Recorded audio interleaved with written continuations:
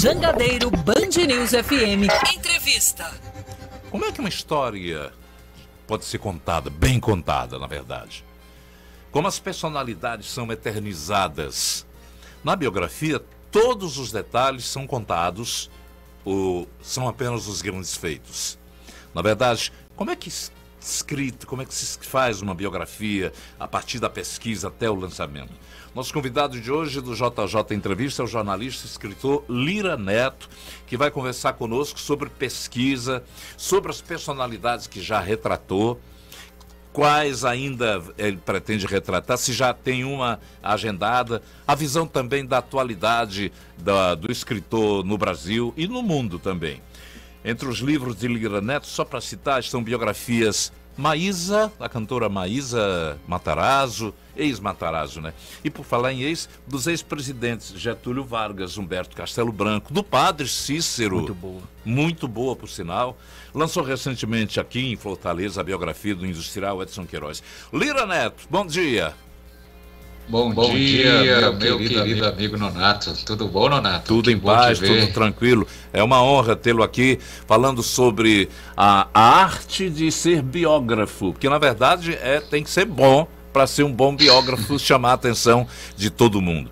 Eu já começo lembrando aqui que você, nosso ouvinte da 101,7, ou você internauta do YouTube, Facebook, você que está acompanhando a entrevista, pode participar enviando perguntas também. 981-548814, que a gente está acompanhando também os chats do YouTube e Facebook. Lira, suas biografias dão a impressão de um meticuloso trabalho de pesquisa, que chega a impressionar por detalhes que geralmente o público desconhece da história de grandes personagens. A família de alguns biografados chega a interferir na sua pesquisa, pede para ler. Primeiro, antes de você lançar, eu quero ler. Olha, Donato, mais uma vez é um prazer enorme falar contigo. Bom dia aí também, Yuri. Eu acabei de chegar daí de Fortaleza, estava em Fortaleza até ontem. Estou ainda meio no jet lag aqui, ainda com essas 4 horas de diferença que já são 2 da tarde. Pois é. Bom, mas é um prazer enorme, Nonato. E olha, uma biografia ela é um gênero, um gênero essencialmente transgressivo, né? A biografia tem muito de voyeurismo, a biografia tem muito da curiosidade natural das pessoas em saber, como diria minha mãe, da vida alheia, né? Então, assim, e uma biografia logicamente, um trabalho que é um trabalho... Você está me ouvindo bem, Nonato? Estou lhe ouvindo, sim, nós estamos acompanhando bem. Ah, que bom, que bom.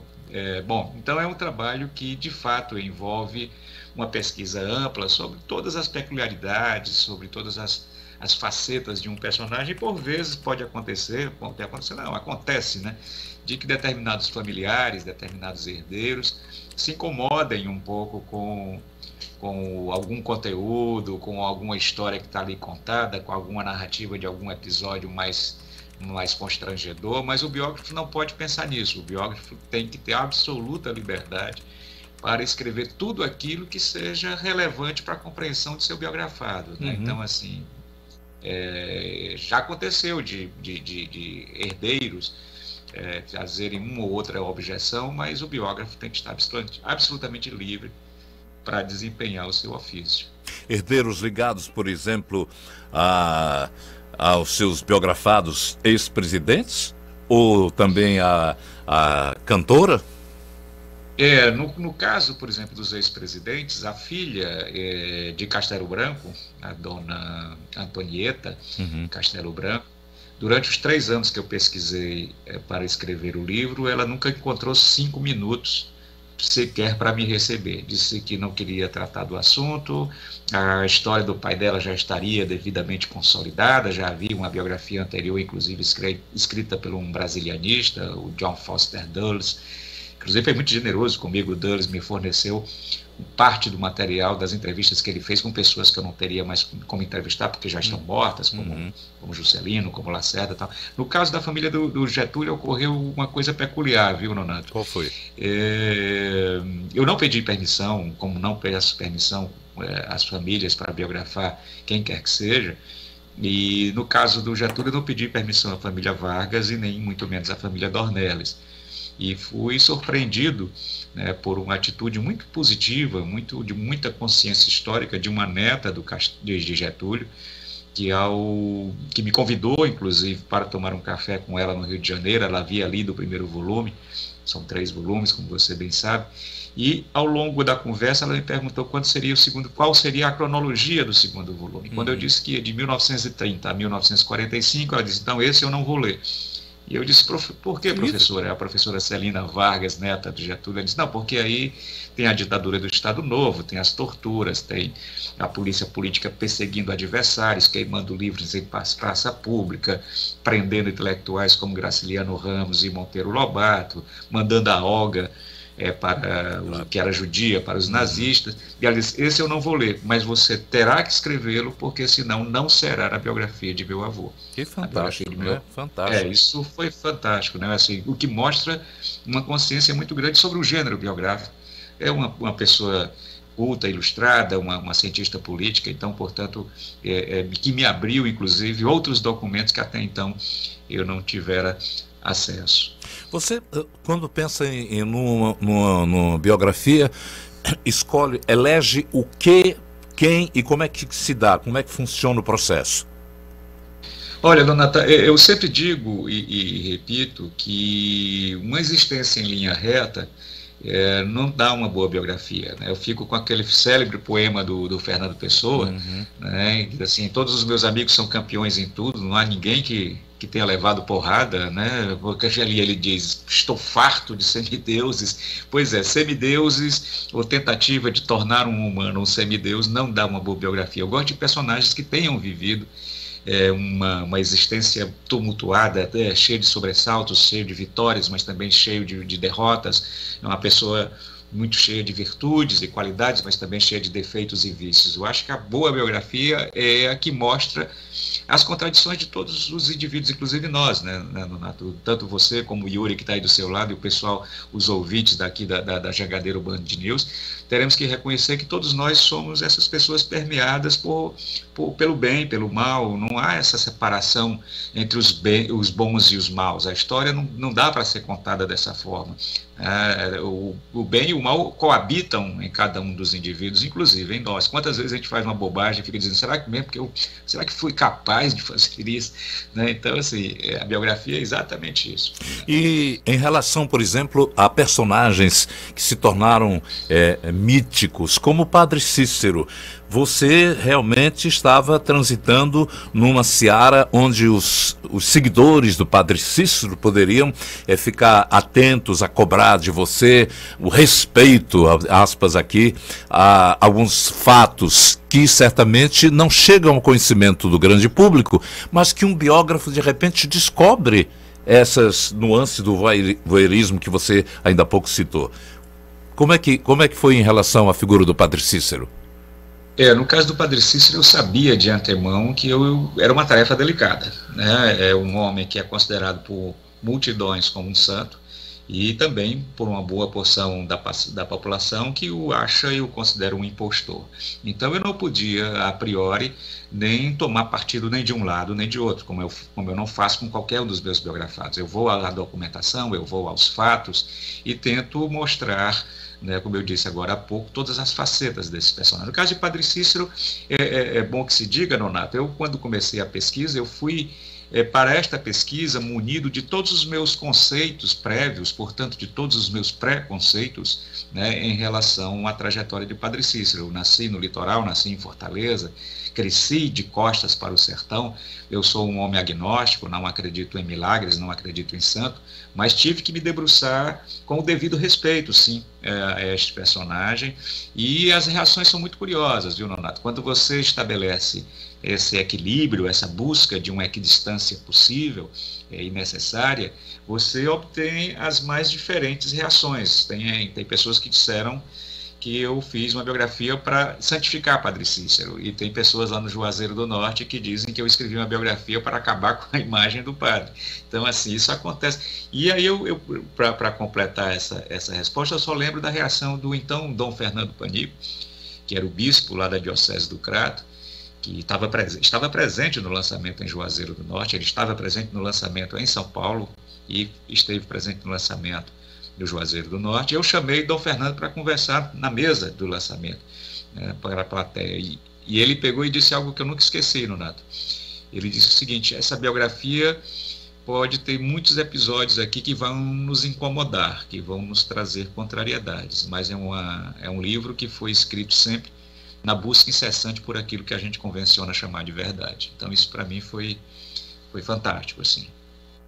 Achei interessante quando você fala de personagens como o Padre Cícero, me lembra tempo ainda de faculdade, era o tio de Honório, professora de teatro, uma cadeira opcional, e ela a gente pagava o exame final com uma peça escrita pelo Valdo Luiz, O Padre e o Podre, que falava do padre e da podridão que existia ao redor dele e que se fanatizavam, mas que ninguém acreditava. Colocando isso no palco, nós fomos a um festival de teatro na cidade do Cabo, em Pernambuco, fizemos uma coisa excelente apresentação, mas Juazeiro anunciou que jamais receberia a peça, e eu fico a imaginar como deve ter sido a reação também da biografia, que tão bem escrita e tão bem modelada entre o ser bom e o ser também que tem as suas virtudes e tem os seus defeitos, como todo humano. Eu acho que é excelente a colocação feita por você. Mas uma outra pergunta, para o pesquisador, há sempre disponibilidade da família. Estou me lembrando aqui do caso Jaime Monjardim, parece que ele foi muito atencioso quando você foi escrever a história da mãe dele, a Maísa Matarazzo. A biografia rendeu um caso especial da Globo. E aí, qual é desses biografados aquele que lhe deu mais contentamento? Olha, de fato, foi bom você ter citado o Jaime Monjardim, porque ele foi muito generoso, ele me abriu o que nós biógrafos costumamos chamar o baú da biografada, né? Me forneceu tudo, os diários que Maísa escreveu, as cartas, as reportagens de jornal e revista que ela colecionava, tudo. E é engraçado que, como ele só leu o livro depois de publicado, ele não gostou de algumas coisas, né? Então, assim, é interessante notar isto, né? Mas, assim, de todos os biografados que eu escrevi, fica difícil dizer, assim, qual foi o que mais me impactou, e que você acaba por se transformar, viu, Nonato, na hora que também está biografando alguém. Você aprendi muito sobre o Padre Cícero, aprendi muito sobre a religiosidade popular, todos aqueles meus preconceitos que eu te disse que havia antes da biografia, o lance ao longo da pesquisa, né, esse mergulho etnográfico no universo das romarias, dos romeiros, isso abriu minha cabeça para uma série de coisas.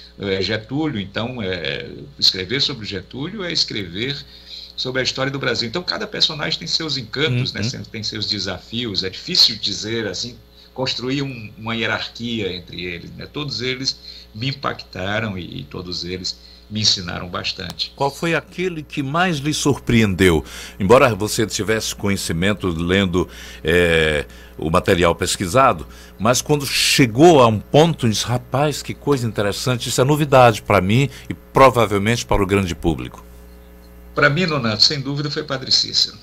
Foi Padre Cícero porque quando eu passei a mergulhar na documentação, inclusive tive acesso a documentos do Arquivo Secreto do Vaticano, e que ficou muito claro para mim que o Padre Cícero foi proscrito, foi expulso da igreja por meio de um processo eclesiástico eivado de etnocentrismo, de eurocentrismo. Para você ter uma ideia, os leitores que leram o livro sabem disso, né, que o padre Chevalier, que era o reitor do seminário da Prainha, onde o Padre Cícero foi ordenado, quando indagado pelo bispo se por acaso haveria alguma possibilidade de estar acontecendo milagres no Juazeiro do Norte, conforme apregoava o Padre Cícero, o Padre Chevalier saiu-se com a seguinte frase: imagina se Jesus Cristo vai sair dos campos da Europa para fazer milagres no sertão do Brasil, né? Então, ou seja, é um eurocentrismo, e eles não podiam admitir, porque a grande protagonista dos presumidos milagres de Juazeiro do Norte foi a Beata Maria de Araújo, né? Que segundo as testemunhas, segundo consta, nos relatórios, inclusive eclesiásticos, seria protagonista de um milagre eucarístico, ou seja, a hóstia, que quando era dada em comunhão a Maria de Araújo, teria se transformado em sangue. Bom, e aí os padres da época, os bispos da época que eram contra o Padre Cícero diriam: imagina se o sangue divino de Cristo vai se manifestar na boca de uma negra, analfabeta, uma mulher do povo, lavadeira, e a boca dela, banguela, não é digna de abrigar o sangue de Cristo, o que mostra mais uma vez que nós estávamos ali diante de um julgamento marcado por preconceitos, marcado. Então, descobrir nessa história o poder dessa fé popular, para mim, foi a que mais me surpreendeu. Conhecer a história de Padre Cícero por dentro e de todo o preconceito que Padre Cícero e a Beata foram alvo. Inclusive, como eu te disse, eu próprio tinha uma visão preconceituosa sobre tudo isso. O que é que você acha dessa revisão que o Vaticano faz atualmente? Nonato, uma vez uma beata me disse uma coisa que eu nunca esqueci também. Lá em Juazeiro do Norte, na missa de 70 anos da morte do Padre Cícero, eu cheguei para uma beata muito simples, uma mulher do povo, e disse: olha, pelo que tudo indica que vão canonizar Padre Cícero mais cedo ou mais tarde. E ela disse: canonizar não é tornar a pessoa santa? Eu disse: é sim. Ela disse: para mim não faz diferença, Padre Cícero já é santo no altar do meu coração. Então isso para mim foi revelador. Uma grande resposta que abriga a consciência de cada um daqueles que seguem o Padre Inciso, e que não tem mais essa história de vamos esperar pelo Vaticano, não. Eles já o elegeram no altar dos corações de cada um deles. Nem estão também atentos a qualquer discussão que possa remontar ao passado, se sim, se não, se verídico. Você coloca isso no livro com uma verdade absoluta, que a gente lê e diz assim: realmente, aqui está o olhar de alguém que não é... que poderia, se fosse algum fanático do Padre Cícero, você teria se resguardado. Se fosse um católico, sabe, que é preservando toda o Vaticano, a eurovisão do Vaticano, você estaria se preservando. Não, mas você, como agnóstico, como você eu não sabia, você acaba de citar, você demonstra o quanto de responsabilidade coloca na atividade da biografia, do biografado também. É uma responsabilidade, né? Isso mesmo. Para mim, muito mais importante do que de saber se houve ou não um presumido milagre, a minha questão como pesquisador da história, como jornalista, como historiador, é de saber quais foram os desdobramentos do episódio, né? Saber o que é que esse episódio, verdadeiro ou não, o que é que ele provocou, né? Quais foram as consequências históricas dele. Então, e tratar isso com toda a responsabilidade, com todo, né, o rigor metodológico do pesquisador. E, ao mesmo tempo, Nonato, tem uma coisa que a biografia não pode perder de vista, né? Além de ter o rigor no trato da documentação, ela tem que ter uma fluência de escrita, ela tem que ser bem escrita, ela tem que ter um texto que trafegue ali numa área, né, em que tente propiciar prazer ao leitor, né? Eu escrevo muito preocupado na recepção, eu escrevo muito preocupado, portanto, com o meu leitor. E eu acho que essas duas coisas são fundamentais. O que levou você a fazer o seu trabalho mais recente, a biografia do empresário Edson Queiroz? Olha, Nonato, o Edson Queiroz sempre foi um personagem que eu vi com muita atenção, por ser um fortalezense, né, e, portanto, inevitavelmente todas as nossas vidas estão, de uma forma ou de outra, né, influenciadas pela trajetória vertiginosa do empresário que saiu praticamente do nada e chegou a montar um império do zero ao infinito. E a família me fez o convite, pela primeira vez eu comecei um trabalho a partir de um convite familiar, e desde cedo ficou muito claro e ficou pactuado, né, de que eu teria aquela liberdade necessária para biografar Edson Queiroz. Na primeira reunião de trabalho, a família reunida, os herdeiros, as filhas, os netos, e eu disse: olha, o livro é meu, eu vou assinar o livro, portanto eu não vou escrever um livro chapa branca, não esperem de mim um livro chapa branca. E um dos netos levantou a mão e disse assim: mas ninguém quer biografia chapa branca, porque biografia chapa branca ninguém lê. A gente quer uma biografia que, inclusive, conte, né, os possíveis erros e defeitos do nosso parente. Tal. E foi assim, eu escrevi a convite da família, que me deu absoluta liberdade. Há momentos no livro que eu imagino que algum herdeiro desavisado vai ficar assombrado com o que está ali, e alguns métodos pouco ortodoxos, vamos dizer assim, de Edson Queiroz se guiar no mundo dos negócios, né? A sua proximidade com o poder autoritário no século, ou no período militar, né? Na ditadura militar, como ele foi ali pragmático e fez pactos com os militares.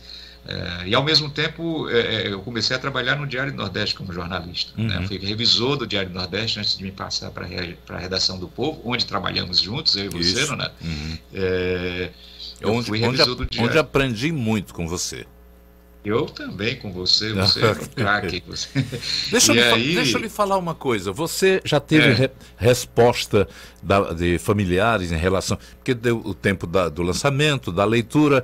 Alguém já se suscitou algum comentário depois da leitura da família? Não? Sim. Eu já conversei com pessoas que leram o livro e eles receberam os primeiros exemplares, né, já impressos e tudo mais. E os comentários partem sempre dessa questão. Olha, você trabalhou com honestidade, você trabalhou com responsabilidade, isso aqui era melhor que não tivesse saído, mas já que era uma biografia, teria que sair.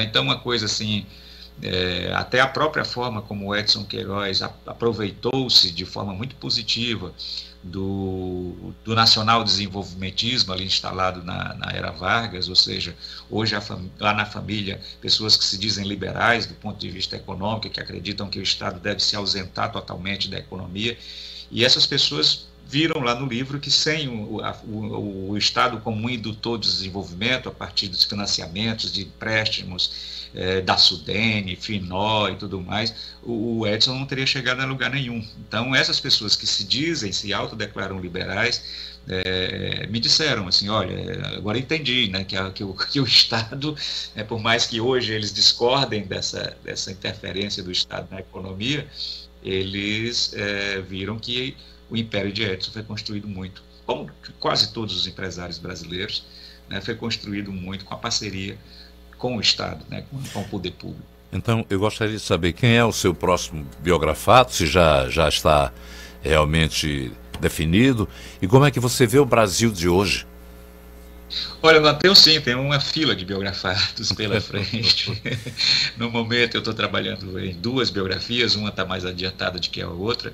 Eu prefiro deixar a surpresa para o leitor. Tenho aprendido que o segredo é de fato a alma do negócio, né? Então, o caso, por exemplo, do Edson, eu só revelei quando o livro já estava praticamente pronto. Então, cada vez mais eu trabalho em silêncio. É alguém da área política? Não precisa dizer o nome não, mas... Não, eu vou dar uma dica boa para o seu ouvinte. É um escritor e um artista da música popular brasileira. Né? Então, assim, são 2 áreas da área de cultura que, como você bem sabe, é uma área que eu gosto de trafegar. Comecei, né, no jornalismo exatamente como jornalista de cultura lá no Vida e Arte, quando nós sentávamos em computadores um ao lado da outra. Então, um escritor... O escritor nasceu na terra de Iracema? Não, o José de Alencar eu já escrevi a biografia dele, foi um dos meus primeiros livros, inclusive foi o que ganhei meu primeiro prêmio Jabuti, com a biografia de José de Alencar. Dessa vez é um escritor paulista, mas o cantor é nordestino, muito nordestino. Aguarde. Rapaz, todo mundo aqui olhando, tem para mim que já mais ou menos sei. Vou deixar o segredo para a revelação ser feita quando for o lançamento. Eu quero ouvir de você o que é que você pensa desse Brasil? Olhando de longe, a gente muitas vezes, fora do campo, a gente se sente com muito mais atenção do que o jogador que está dentro da peleja. Todo torcedor da arquibancada parece ser um técnico. Você, como o olhar que tem hoje de fora do Brasil, é ainda de realmente, da mesmo olhar de esperança de que essa nação realmente tenha tudo a ver com o destino do futuro?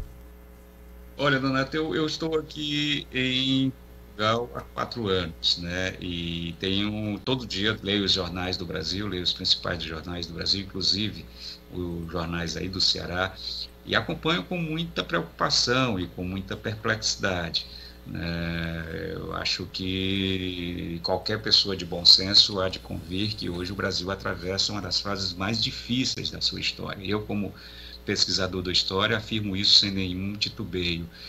Tenho muita preocupação. Eu acho que nos últimos anos, nos últimos 4 anos, de forma mais específica, aflorou determinados sentimentos que nós achávamos que não teriam grande expressão, que estavam confinados a pequenos grupos, né? Um discurso do ódio, um certo autoritarismo, um discurso que chancela e autoriza o machismo, a xenofobia, a homofobia.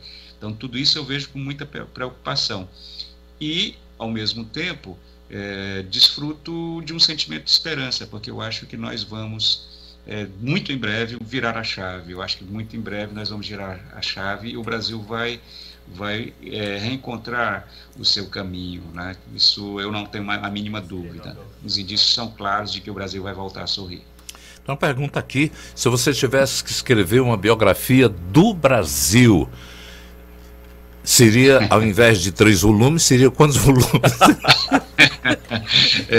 Inclusive eu tenho 2 queridas amigas historiadoras, a Lilia Schwartz e a Heloísa Starling, que fizeram esse trabalho, né, que escreveram Brasil, uma biografia, né, a biografia do Brasil, a quem eu tive a grande honra e o grande prazer e o grande orgulho de escrever um texto para a 4ª capa, para a contracapa do livro.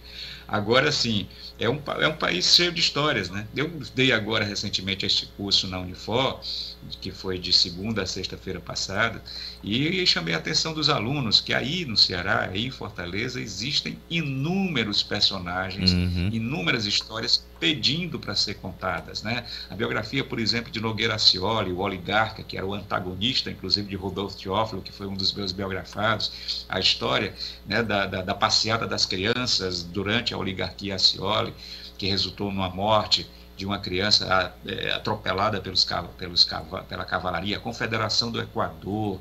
Ou seja, histórias não faltam. A eleição, por exemplo, da primeira mulher prefeita em todo o Brasil, Maria Luísa Fontenelle. Ou seja, histórias não faltam, biografados não faltam, né? E espero, né, que essas histórias venham a ser contadas por biógrafos cearenses, né, como nós, né? Ok, eu quero agradecer ao grande Lira Neto a oportunidade de conversar um pouco em relação a toda essa sua obra, que é importante, fazendo um convite para você que é nosso internauta de qualquer parte do país e do mundo. Se você não teve acesso às obras do Lira, faça. É de uma grandiosidade, de um trabalho intelectual dos mais incríveis em termos de pesquisa e em termos de análise também. O autor se distancia de si para revelar ao mundo aquele que realmente é o biografado, com todas as nuances de perfeição, de erros, de equívocos e de virtudes também. Parabéns a você, Lira. Muito obrigado por nos dar a honra de, no Jornal Jangadeiro desta manhã, dar uma aula sobre biografia, biógrafo e biografados.